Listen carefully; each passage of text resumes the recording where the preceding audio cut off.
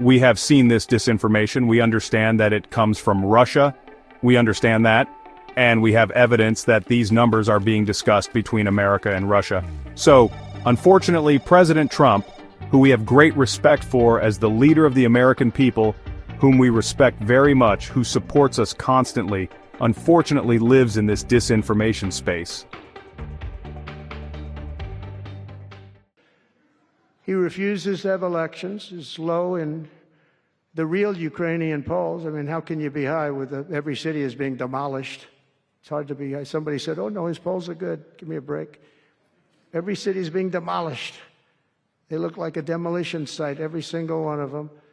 And the only thing he was really good at was playing Joe Biden like a fiddle. He played him like a fiddle. That's an expression we use, Yasser, to say that he's pretty easy.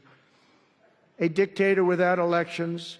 Zelensky better move fast or he's not going to have a country left. Got to move fast because that war is...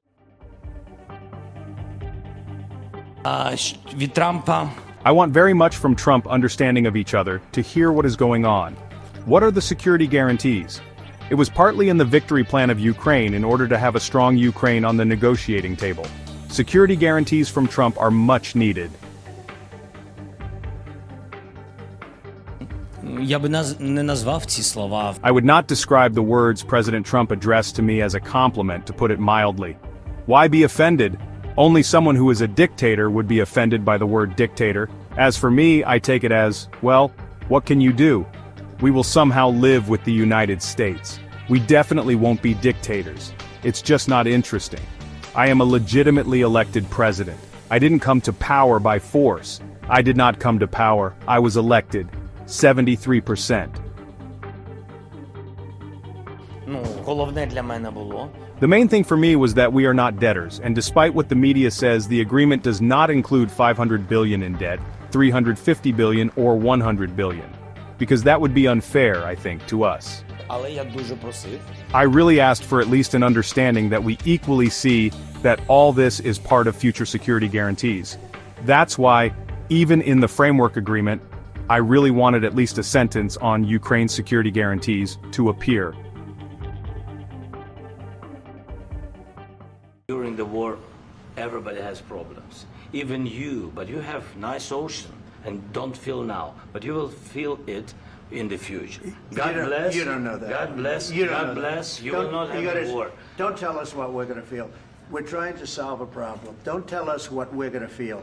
And we are thankful. I said thanks you haven't in been this allowed. cabinet. You haven't been allowed. In this cabinet. We gave you, through this stupid president, $350 billion. You voted we gave for you your military president. equipment. You and you voted men for are your brave, president. but they had to use our military. What about if you didn't have our military equipment, if you didn't have our military equipment, this war would have been over in 2 weeks. In 3 days, I heard it from Putin. In 3 days. This is something maybe new. Less. In 2 weeks. Of course, yes.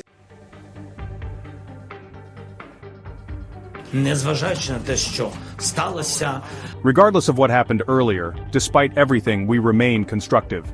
We thought that the mineral agreement would be signed. On our side, we are ready to sign. Honestly, I think the United States will be ready as well. Probably, some time is needed to analyze certain things. I just wanted Ukraine's position to be heard.